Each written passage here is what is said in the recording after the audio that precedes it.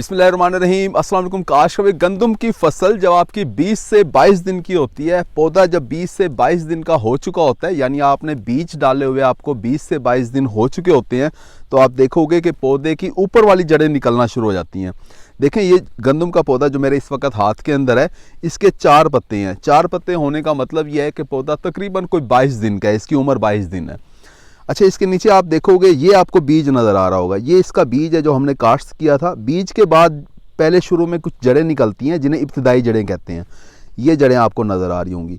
पूरे 1 महीने तक या 30, 35, 40 दिन तक ये जड़ें रहती हैं। इन्हें इब्तिदाई जड़ें कहते हैं, इन्हें आप नकली जड़ें भी कह सकते हैं।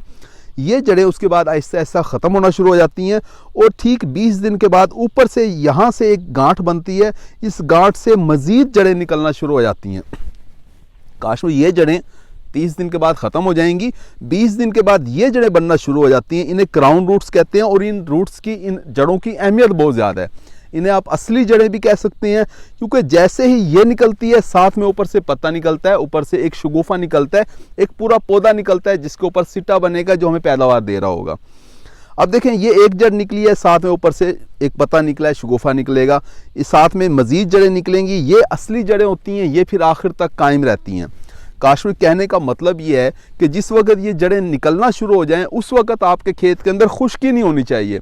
अगर इस वक्त आपके खेत के अंदर खुश्की है तो होगा क्या कि ये जड़ें सही तरह से बनेंगी नहीं, इनका गुच्छा सही तरह से बनेगा नहीं, जड़ें भी कम बनेंगी, साथ में ऊपर से जो शगुफे निकलने हैं, जो पौधे निकलने हैं, वो भी कम रह जाएंगे आपके खेत के अंदर।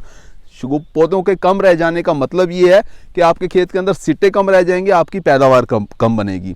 हमारे वही काश्तकार कामयाब होते हैं, वही अच्छी पैदावार ले रहे होते हैं जो इस वक्त पानी का सोका नहीं लगाते। देखिए, आपके पास पानी की जितनी भी कमी है, इस वक्त कमी नहीं होनी चाहिए। अगर इस वक्त आप पानी की कमी कर देते हैं अपने खेत के अंदर, यानी बिलफर्ज आप 20 दिन की बजाय आप 28 दिन के बाद पानी लगाते हैं, 8 दिन का जो आपने फ़र्क रख दिया है पानी लगाने के अंदर, इससे आपकी कम अज़ कम 10 मन फी एकड़ पैदावार और ज़्यादा से ज़्यादा 20 मन फी एकड़ पैदावार भी कम हो सकती है। यानी हमारे बहुत से काश्तकार दोस्त जो हैं वो अपनी पैदावार कम कर लेते हैं सिर्फ पानी देर से लगा के। काश इस वक्त आपने पानी की कमी नहीं आने देनी। इसे मोस्ट क्रिटिकल स्टेज कहते हैं।